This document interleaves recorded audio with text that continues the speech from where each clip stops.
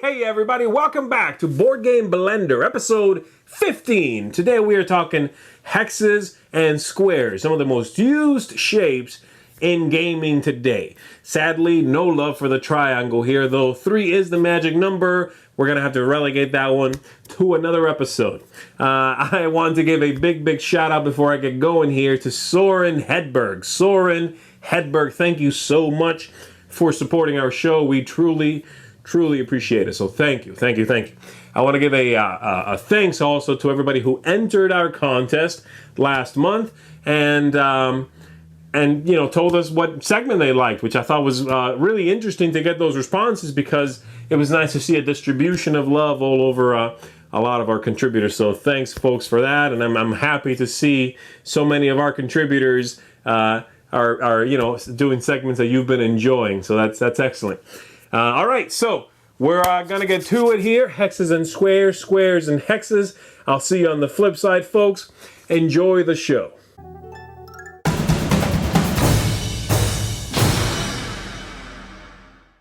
Hi, everybody.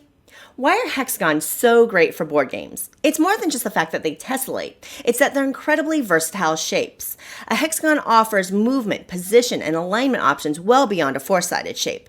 For example, a hexagon solves the diagonal movement issue you get with squares, where diagonal movement is way more efficient than orthogonal movement. And you better believe that board game designers understand all of those facets. From puzzle game to war game, hexagons are used as the foundation for games of all types.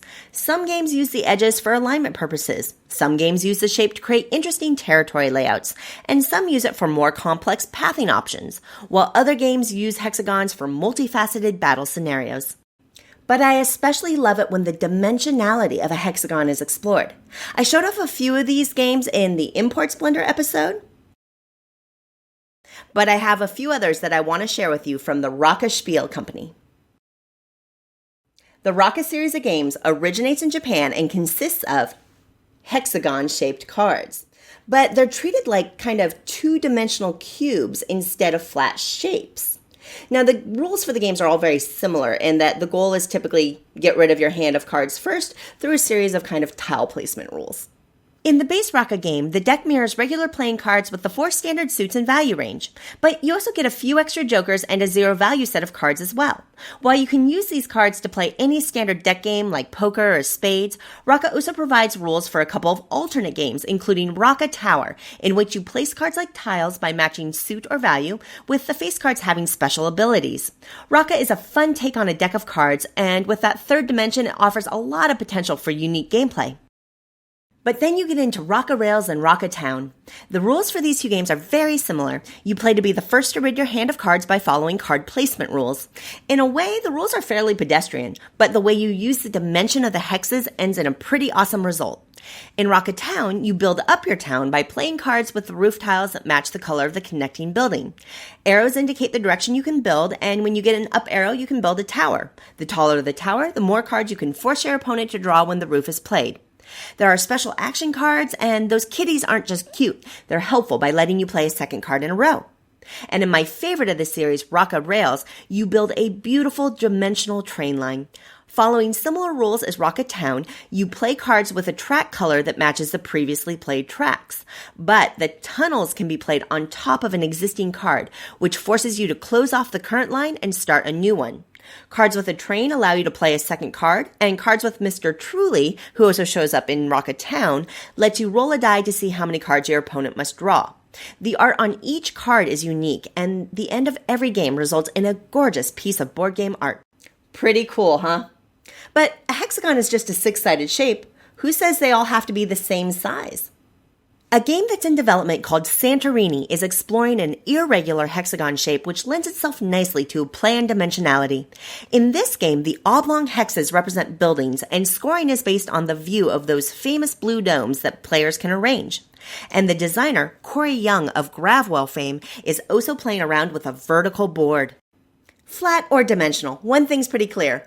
Board games and obtuse angles go together like Tom Vassell and Eric Summerer. See you next time.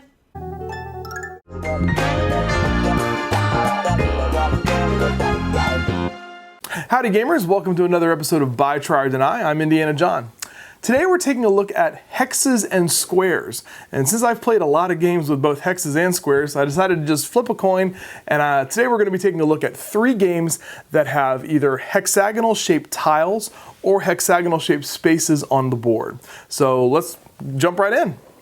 Today's buy game is actually one of my favorite games of all time, and one that I don't get to the table very often because of its length and size, and that is Rune Wars from Fantasy Flight Games. Now, I have the first edition coffin box here, but they've since made a second edition that's more like Descent or Imperial Assault. This is a game about conquest in a fantasy world, and the board itself has these really cool hex-shaped tiles to it. What you're trying to do is control a certain number of areas with dragon runes on them, and so you're conquering territory, getting resources, and battling with people in order to do those things. It's a very immersive thematic sort of experience and has a really cool action card mechanic that I like to be able to select your actions every turn. The one thing that I like as far as the board goes are these really cool hexagonal shaped tiles that are of different shapes, and so everybody contributes to the building of the board at the beginning, and so it makes it a different shape every single time. I have the first edition, which uses these cool 3-dimensional mountain pieces here, but I think the second edition doesn't have those, but that's pretty cool. And then on the tiles themselves, it's going to tell you what resources that you're going to get for a particular, when you collect resources during that action. So with all of the Star Wars and Netrunner that Fantasy Flight is pumping out these days, this game doesn't get a whole lot of notice, but this is one of the best ones that I think Fantasy Flight has put out, so I would definitely give a buy to Rune Wars. Today's try game is a city building game from Ted Alspach and Bezier Games called Suburbia. In this game, you're using hex-shaped tiles to create a city for the purpose of maximizing both money and population, which is the way that you get points in this game and the way that you ultimately win. But this is a game of point maximization. So the tiles are very interactive, and where you place a tile in your city is going to determine how many points you get, and it might cause other tiles to score less or more. So the reason why this is a try for me is because some folks who don't like that sort of optimization game of trying to maximize your points every single turn might not like this, and folks that are prone to analysis paralysis might find that they have a little bit of a problem with this game. But I find it to be very fun. The tiles don't have epic artwork on them or anything, but they're very serviceable, and you can actually turn them over and make lakes, which is kind of neat. But I also find, though, that the way that they have done the points, it's very thematic, so the tiles make sense in the theme of city building. So even though it might not be for everybody, it definitely is a game for me. So I'd recommend a try for Suburbia. Today's Deny game is a game I don't have in my collection, but I have played it a few times because I have a friend who owns it and enjoys it, and that is Quicksilver from Split Second Games. This is a game about racing dirigibles or blimps around a sort of steampunk world where you're up in the clouds and you're trying to navigate these checkpoints and just go around a course. And there's hex-shaped spaces on the board. So I really like racing games, but I found that with this game, it's very slow. And for being a race, it just seems like it's real slow. Almost like, these are just balloons just kind of floating in the wind. And so getting anywhere takes a long time. And if you're playing with a maximum number of 6 players, the game takes a really long time, and so it just doesn't feel like a race to me. Nothing really against the hex spaces on the board. I think those look pretty decent, but I just felt that as a race game, this one was a very slow race. So that's the deny for me this time, Quicksilver. So to wrap up for today, our deny game, Quicksilver, our try game, Suburbia, and our buy game, the excellent Rune Wars. So until next time, may all of your hexes be 6-sided, and game on.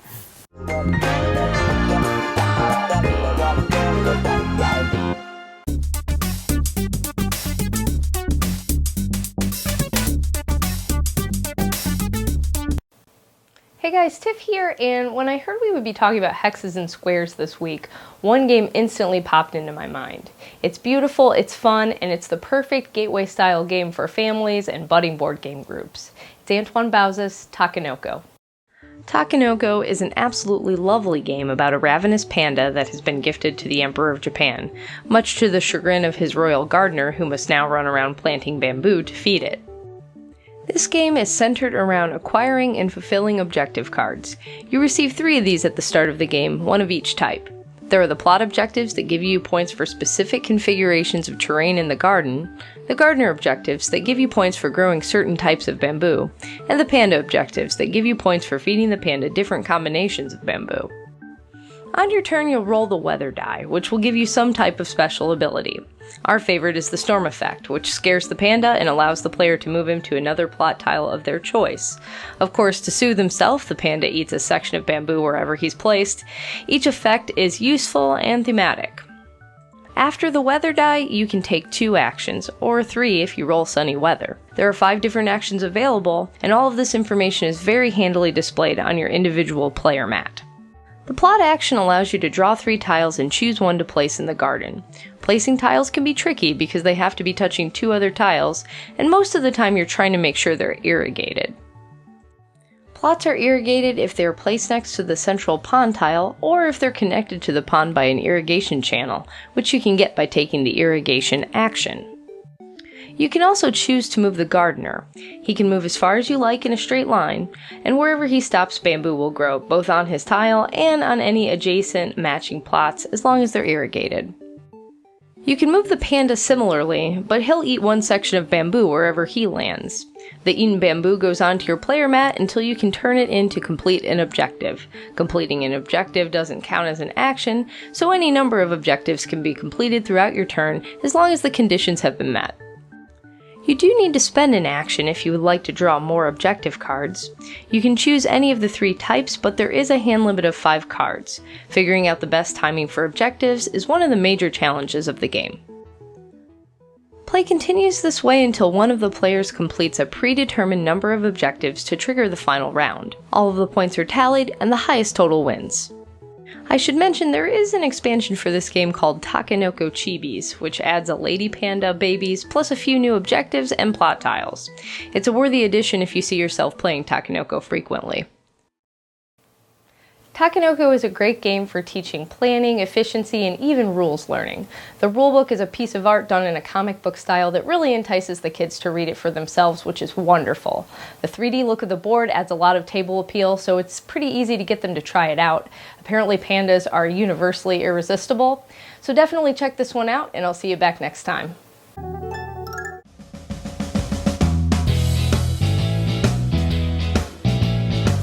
Hello, friends of the blend. Today I have 2 very special guests with me. This is Square, hello there, and Hex, hi there. Well guys, first off let me say thank you very much for lending your shapes to various board games throughout the years. Well hey, that's really no problem. Yeah, whatever he said. Well Hex, I do have a slight confession to make. Yeah, what's that? The game I'm showcasing today only uses squares. What do you mean? I mean that the board game is just comprised all of squares. Well, if there's no reason for me to be here, I'm out. Well, wait, Hex, come back. Well, Square, I guess it's just me and you. Yeah, let's showcase the game. Okay, here we go. Chopper Strike, published in 1976 by Milton Bradley. This is a land-air battle game using a checker-style mechanism. Square, let's set this up and show them how it works. This is what the game board looks like set up. This is a 2-player game in which the object of the game is to either destroy all your opponent's choppers or all of your opponent's jeeps. Every turn you're going to roll these 2 dice. The white dice determines how many spaces you're going to move either your choppers or your jeeps. The black dice is going to determine how many of these pieces will move per turn. The choppers can move anywhere on the board since they are flying in the air. The jeeps can only move on the numbered parts of the board. They cannot go on the mountains or in the lake. To attack a chopper, all you have to do is move beyond the chopper. Once you have accomplished that, the chopper is destroyed. On the same token, when a chopper is trying to attack a jeep, you have to make sure that the chopper is right above the jeep. Once you've accomplished that, the jeep is destroyed. If you want to attack a chopper with a jeep, you have to get the jeep right below the chopper, and then that chopper is destroyed. There's also a way to do jeep-to-jeep combat, and that works a little bit differently. All you have to do is get your jeep on the same space as an opposing jeep, and that jeep is out of play. There are no diagonal movements in this game, and whatever you roll on the number dice, that's how many you have to move. The first person to destroy all the players' choppers or all the players' jeeps is the winner of the game. Well, Square, what did you think? Wow, what a fun strategic game!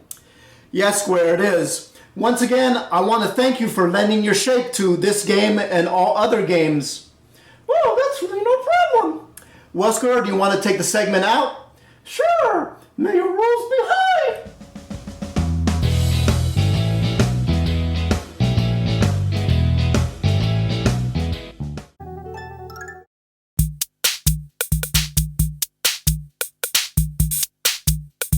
Hey folks, today's quirky game is going to be Vampire Radar. Spelled Raider. But it's not about raiding a place, it's about firing off radars and finding the vampire. In this game, you are going to build a board of squares. It's modular, you do whatever you want with it. And then one player is a vampire, everybody else is a human, and you're trying to find that human. What I like about this game and what I think makes it really quirky but truly awesome is that the game takes all those big, convoluted, guess where so-and-so is on the board games and condenses it, makes it simple, makes it straightforward, but keeps all the tension of those games. This game is just as tense as Letters Over Whitechapel. If you happen to like that one, I think it's alright. As, you know, there's a bunch of them, but as all of those games, it keeps all the tension, none of the complexity, none of the quirky rules and all of that. It's very straightforward, and I love the idea of the radars in the game, where if a human pawn lands on the radar symbol on the board, there's several, then the vampire has to tell you how far away from there they are, because they're moving around in secret. Really cool stuff. You're firing down hallways. The vampire is laughing at you, or they're groaning if they got shot. Oh, and you know that they're down there somewhere. So if you have another action on that round, just unload. Boom, boom, boom. I think it's a great, you know, I mean, for how simple this game is, it's sort of cinematic, really. And it plays really well with 4 players, plays pretty well with 3. Both of those numbers are really solid.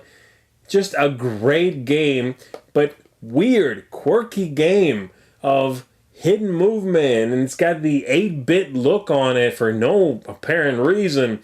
And it's just, I mean, and once you lay the board out, it looks like you're about to play Battleship because it's got all those coordinates, like, you know, C3, you missed. You know, it's got that look to it. And so I really wanted to highlight this. I've been giving this little game a lot of love lately. I did a review of it. I've mentioned it a couple of times.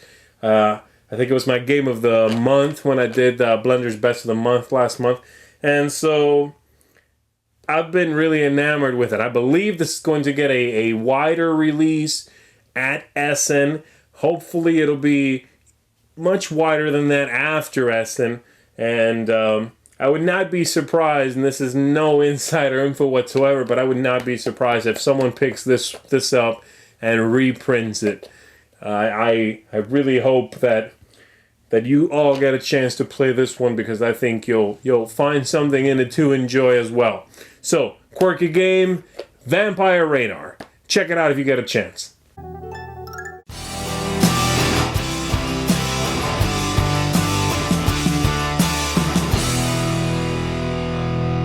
Hey folks, welcome back to another edition of Real Talk with Sam. Thank you for being a friend of the blend. And this week's episode is dealing primarily with hexes and squares, or some such nebulous concept. So hexes. Yeah. You know it's coming. I know it's coming. Everybody who ever watched this show probably knows that this is coming. I need some kind of intro music or something like that. Twilight Imperium 3 is the game that I think of when I think about hexes. Yeah, there's other ones out there. The Great War just came out with Richard Borg. Memoir 44. Any of the Command & Color series, really. A number of different games out there that use hexes. I just reviewed another game called High Heavens this week that uses a hex patterned board, so grid movement and all of that kind of thing. This is the mother of all hex games, though, as far as I'm concerned at least. Let's take a look at why real quick.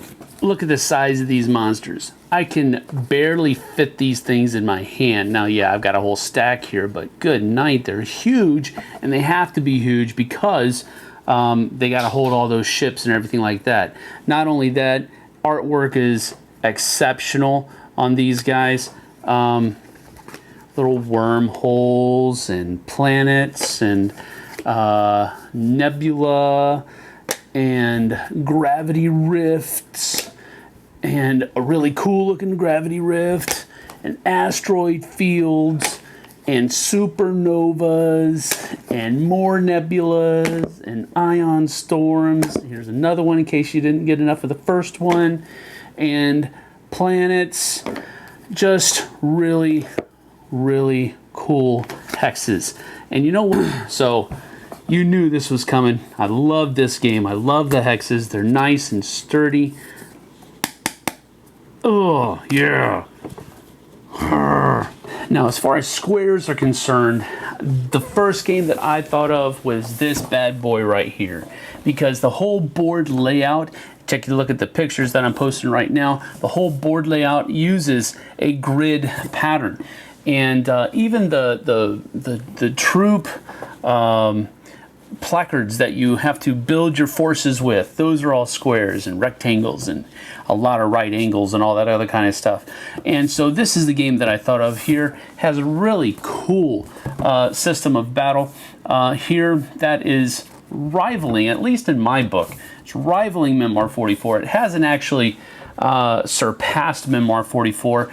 And in my opinion, so far, I don't think it will, but there'll be more on that in the next week or so because I am actually going to be reviewing this here pretty soon. So stay tuned for that one as well. But there you have it. Squares and hexes. Two of my favorite games. My favorite game. And this one's high up there as well. Look, I'm just trying to keep it real.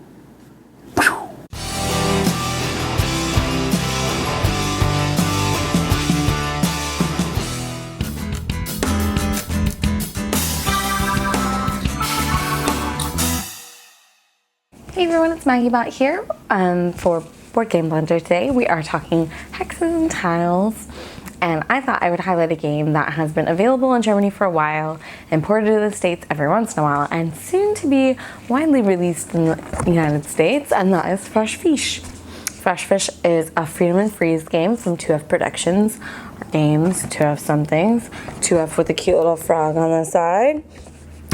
Fresh Fish is a blind bidding tiling area majority game with a nice little mean streak going through it. Players are going to compete by completing pathways from a food truck to their market stand of that type of goods, so like a cookie truck, in the fewest steps possible. So they're trying to reserve the best places at the market. Each turn you may either reserve a space with one of your discs, or you can press your luck a little bit by drawing a tile off the stack and hoping that the food truck comes up. Now, you can either get the market stands to come up on the tiles, or you can get flea market tiles, and in that case you have to place a flea market stand on one of your reserved spaces. Now, that tells you that your reserve spaces either have to be the best spaces for your market stand to be on, or the best spaces to block your opponents from getting their market stands to be in a good space. Now, the boards themselves are a little bit modular. You pick out a few depending on the number of players, and they all have numbers on them. So as you reach a threshold, have reserve spaces and market tables, then you're going to have to fill up the rest of the tile or the rest of that area with these pathways. The pathways are going to help you get from the food truck to your market stand, but the more steps you take, the more score you get, and the lowest score is obviously the winner. So the freshest fish will win the day. It's a very cool game where you start with very little money. You start with 15 money. Each turn, when you're trying to bid on one of those lovely market stand spaces, players are going to hide an amount of money in their hand. Everybody holds it out and reveals it. The most money is going to have to pay that into the bank. There's no income, there's no more money coming in. Once it's gone, and you only have that same amount of money all the way through the game. It's really neat trying to decide when to reserve things, when to draw tiles, when to pay out big money, when to get in your opponent's way, and when to look out for your own stuff. I highly recommend checking out this game, especially if you like those like 5-player, very contentious, cool little games. It's a quick play, like 45 minutes. So look for that. It should be coming out soon, and I'll see y'all next time. Bye.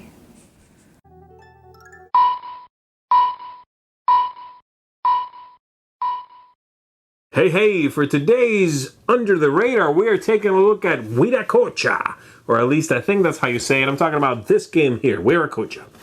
And check out that cover, folks. Is that a cool cover, or is that a cool cover? I love the look of this game.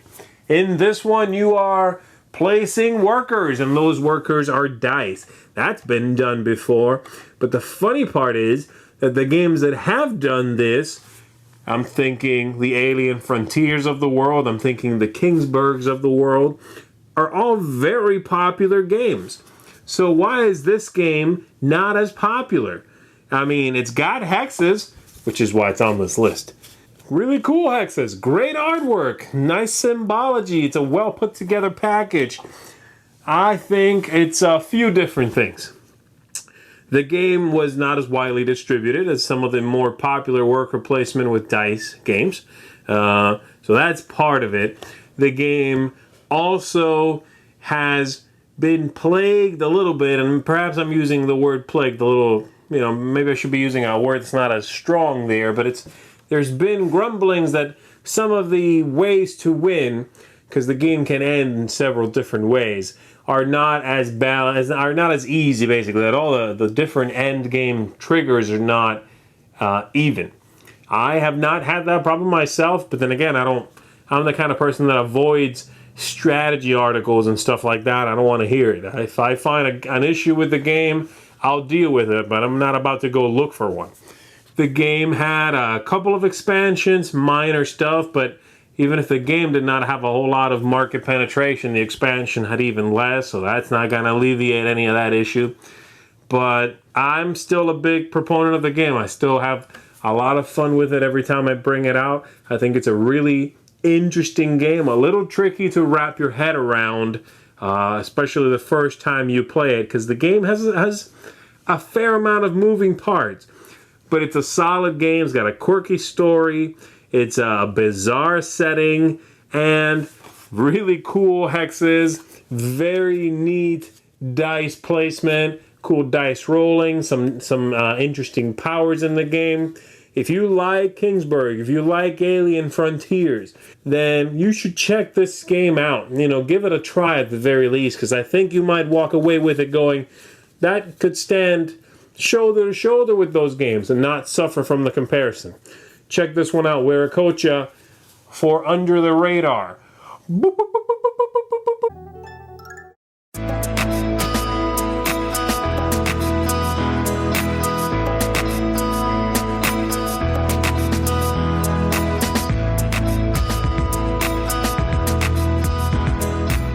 Hi, it's Würfel Reviews. Again. I'm Ilya. And I'm Alina. Archipelago is such a beautiful game. Such a cool game. I love all the hexes, all the details on the hexes. I just love this game. But we're not going to talk about it today. We are going to talk about Survive. Okay. Beautiful weather, sunny beach.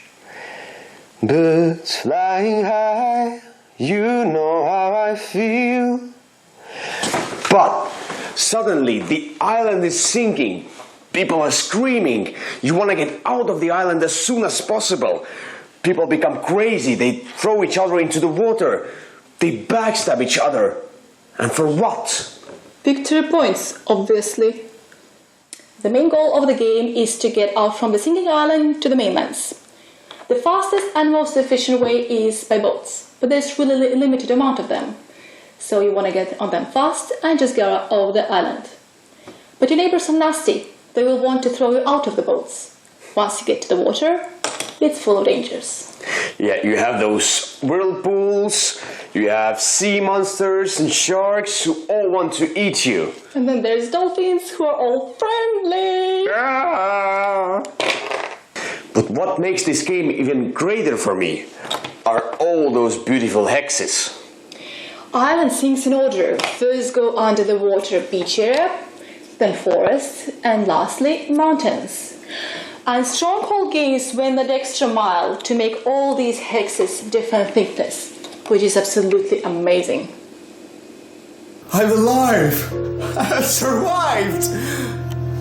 What is this place? What is this island? Ah! And what is that? Shadows over Camelot. Cooperation and betrayal. Some kind of ancient artifact.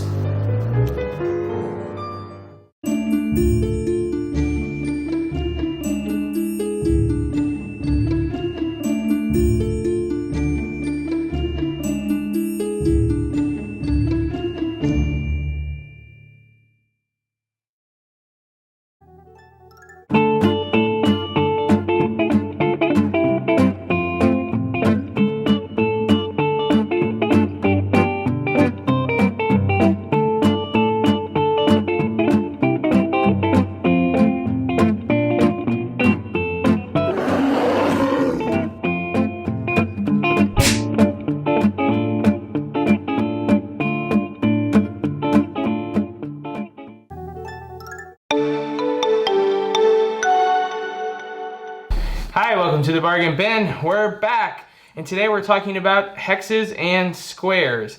And we have two games to make up for last week. The first game we have will feature squares, and then the second game will have hexes in it. And that first game is Nia. And Kirsten, why don't you tell us a little bit about Nia? Nia is an abstract strategy game that was published by Blue Orange. It's a two-player game that has an MSRP value of $13.99, but you'll actually easily be able to find this anywhere from the $8 to $10 mark. When I think about Nia, the first thing that comes to mind is a gamer's tic-tac-toe. Nia consists of 16 square tiles that you will arrange into a 4x4 grid, and you'll do this randomly, so every time you play, the board will be a little bit different. Each tile has two different pictures on it, and then each player has their own color of tokens. You have the red tokens and the black tokens. The way you play the game, the first player starts out by taking one of the tiles from the border of the grid and replacing it with one of their color tokens. And then this tile, for instance, has a bird and a black leaf on it. Those are the two pictures. So then the second player has to choose a tile that either has a bird or a black leaf on it and replace their token with that tile.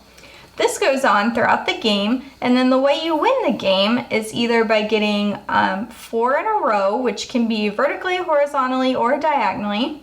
You can get a 2x2 square with your color tokens, or if you can block the other player out to where they don't have a possible move, you will also win the game. So what do you think of this one? I actually really like Nia, and part of that is a personal reason, because for me, I don't really like long, complex, abstract strategy games. I like my abstract strategy games to be compact, easy to learn, but offer a good variety of depth to them, and that's exactly the niche that Nia has here for me. This game is easy to set up, it's easy to teach, you can easily get a game going in 2 to 3 minutes with a new player. And then the games go about 5 to 10 minutes, depending on who you're playing with and how much they think ahead. And that's what I like about the game, is that it is quick, it is easy to learn, but it offers good decision making where you have to be planning that, you know, not just the turn you're on now, but your next 2 turns. And I really like that in abstract strategy games, and this one does offer that, because if I take this tile, I have to know what 3 tiles I might be making available to you, or however many there is, and then based off those tiles, what will be available to me next turn. And so you're really always planning ahead, and that's what I like in this game, but it doesn't drag out too long and get uninteresting. And for me, that's, and again, a personal thing for me. But for abstract games, this is what I like. Something quick that I can put on the table, get a couple games in, get that gaming need fulfilled, and then move on with my day. So I would really suggest Nina, if that sounds like a game you're interested in. The other game we have for you today is another blue-orange game, and that's Battle Sheep. Battle Sheep is another abstract strategy game, but this one plays a little differently because you're going to have these hexagonal tiles. And with these tiles, you'll have a stack of tokens here. Your sheep are on there. And whenever it's your turn, you're going to have to move them in a straight line across the board, leaving at least one tile where you previously were. And players are going to take turns doing this, trying to block each other out, trying to get out of a tight situation until all players have no moves left. And then whoever occupies the most spaces on the board is the winner. This game is 2 to 4 players. It has an MSRP of $27.99.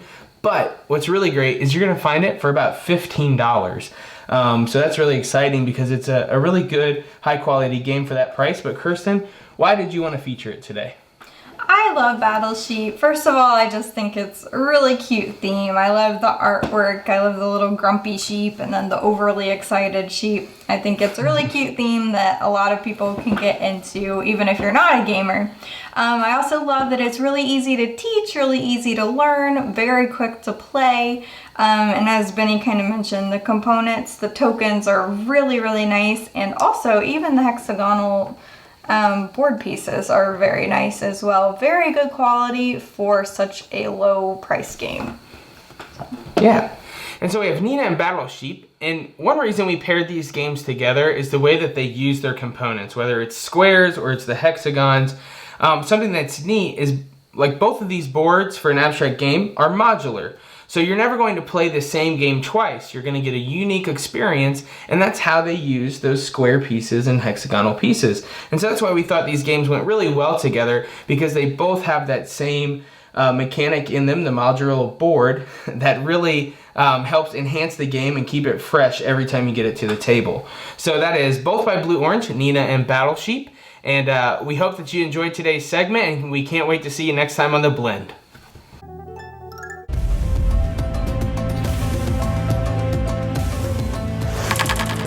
Hello folks, welcome to Corner Chat. Today we're here at Atomic Goblin Games and I'm with Sean Brown from Mr. B Games. So Sean, tell us, when you're designing with hexes and squares in mind for your boards, what do you look for, what do you do to set yourself apart from what's already out there? For me, it's mostly a theme thing. So it's all theme driven. I want to make sure that the tile itself has some kind of a function that ties back into the game mechanic itself. So like, an example of one of the games we did that in would be Spurs. Where the map is kind of a free-flowing, anywhere kind of, abstracted borders.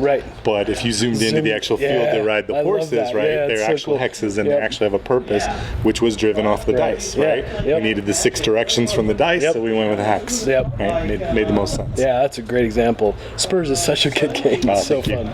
All right, so what are some of your favorite uses of games that use hexes and squares that maybe you have done or haven't?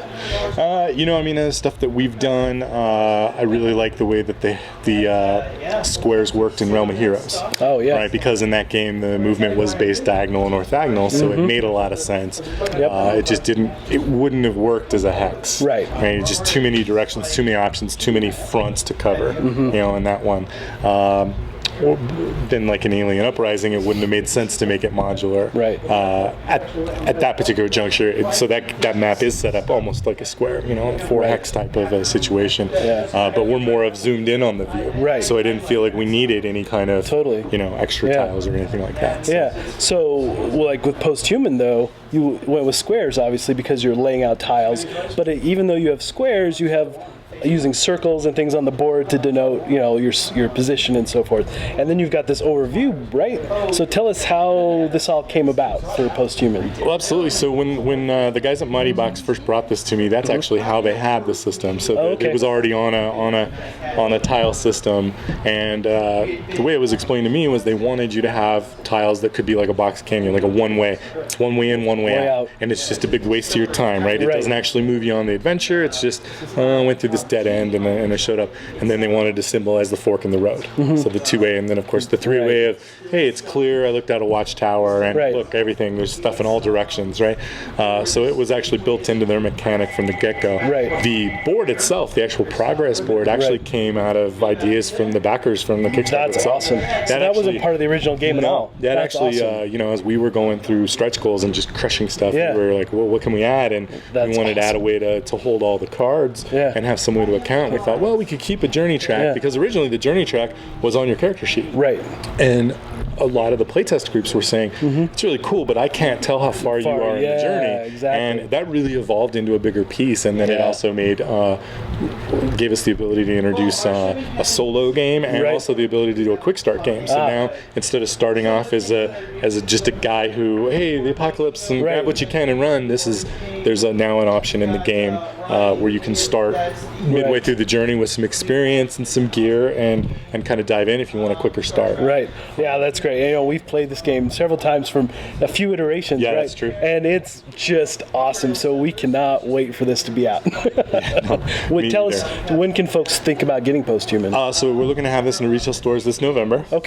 And it should be available through all of the major. You're going to be showing it at upcoming conventions and so forth? We will. So we'll have some copies at Essen. I don't know that we'll have it available at Essen. We'll have it for backers and things like that. Or at least we're making an effort to try to do that still. It's still kind of tight. And then it's very, very likely we'll have it for sale at BGG in November. That would be great. Fantastic news. All right, well, tell folks where they can find out more about Mr. B Games and what is upcoming for you. What's new? So www.mrbgames.com, at Mr. B Games on Twitter. That's the best ways to get a hold of us. All right. And as far as what's coming, we have a little deck builder called Helinox. It's going to come out roughly around the same time, sometime in November. We hope to have that at BGG-Con. Awesome. And then also mid-October, targeting the 15th, we'll be doing a game with Chad Crejan from Board Game Geek called Prospectus. Cool. And it's kind of a fantasy medieval stock market type game. That sounds awesome. Really fun.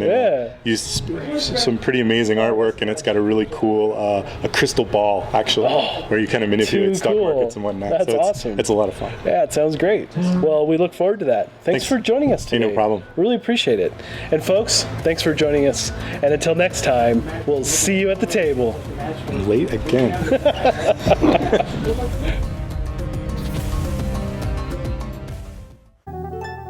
That is our show, everybody. Thank you again for tuning in with us, for checking us out. As always, a big thanks to my contributors. And please come on back in a couple of weeks where we're going to be talking cooperation and betrayal. Ooh, I'm going to enjoy that one. And I think you will too, folks. So please come on back and join us. And as always, stay a friend of the blend. I'll see you.